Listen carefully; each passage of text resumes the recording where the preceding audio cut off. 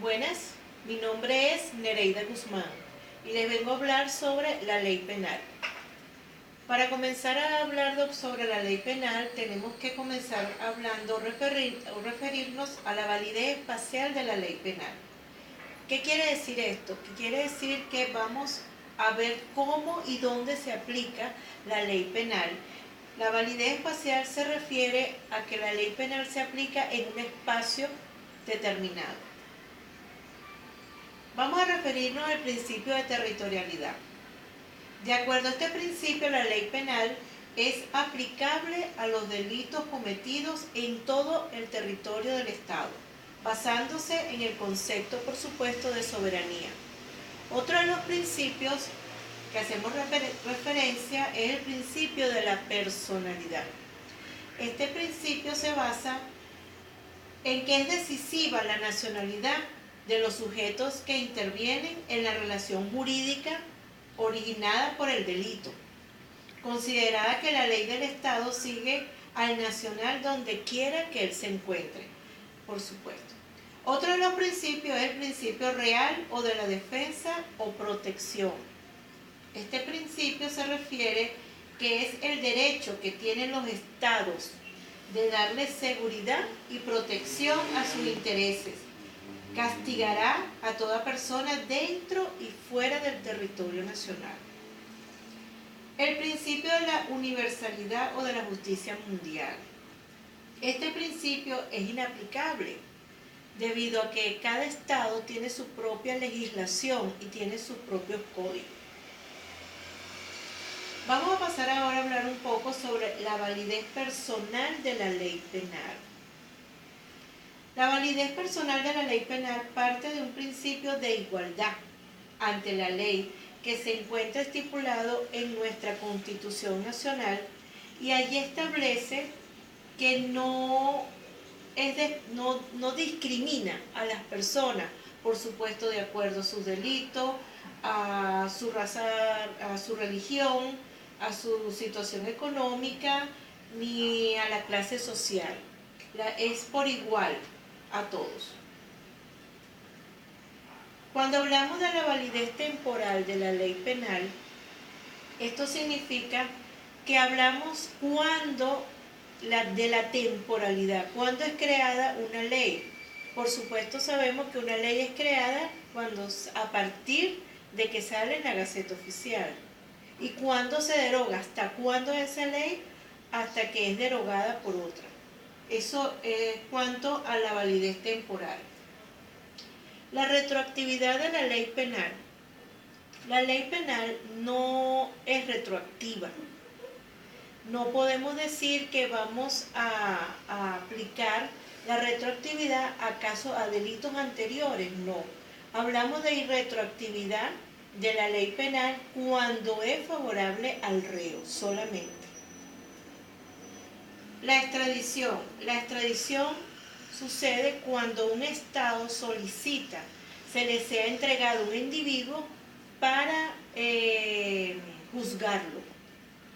Esta extradición se clasifica en extradición activa, que es el acto de petición del país requirente al país donde se encuentra el individuo.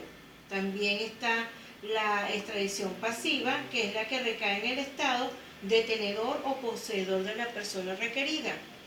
Y hablamos de la extradición de los nacionales, por supuesto, que es la que se refiere a la nacionalidad de cada individuo. Vamos a hablar ahora un poco sobre los hechos punibles.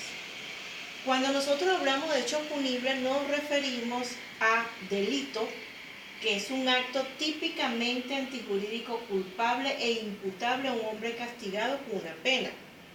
Y hablamos de faltas, que estas son las que violan solo leyes destinadas a promover el bien jurídico.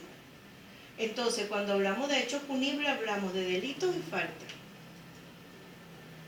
¿Cómo se clasifican estos delitos? De acuerdo a la doctrina, se clasifican en delitos comunes, que son aquellos que lesionan u ofenden el orden político establecido en el Estado. Ejemplo de ello es el delito de violación. Otro delito es el delito político. Son los cometidos contra el orden político establecido en el Estado. El orden político es el conjunto de mecanismos que son necesarios para el correcto desarrollo del Estado. Un ejemplo de ello es la rebelión. Delitos sociales. Estos delitos son los cometidos por el régimen económico social, establecido en una colectividad organizada. Delitos militares. Los delitos militares son los que están constituidos por infracciones o violaciones del orden, disciplina o deberes militares. Estos delitos no están tipificados en el Código Penal. Como ya sabemos, ellos tienen su propio Código de Justicia Militar. Un ejemplo de ello es la deserción que comete una persona que no cumple con su deber. Otro de los delitos es el delito de acción y de omisión. Los delitos de acción se cometen haciendo algo que está prohibido de forma implícita en la ley penal. Un ejemplo de ello es matar a una persona. Otro de los delitos son los delitos simples, complejos y conexos. Estos delitos simples son aquellos que ofenden un solo bien jurídico. En otras palabras, son aquellos cuya acción viola un solo derecho o bien jurídico. Un ejemplo de ello es el delito de homicidio. Otro de los delitos son los delitos instantáneos y permanentes. Los delitos instantáneos son aquellos en los que la acción termina en el mismo instante que el delito respectivo queda consumado. Por eso se llama instantáneo. Ejemplo de ello es el delito de homicidio instantáneo. El delito permanente es el proceso que perdura en el tiempo, es decir, implica una persistencia de la acción delictiva.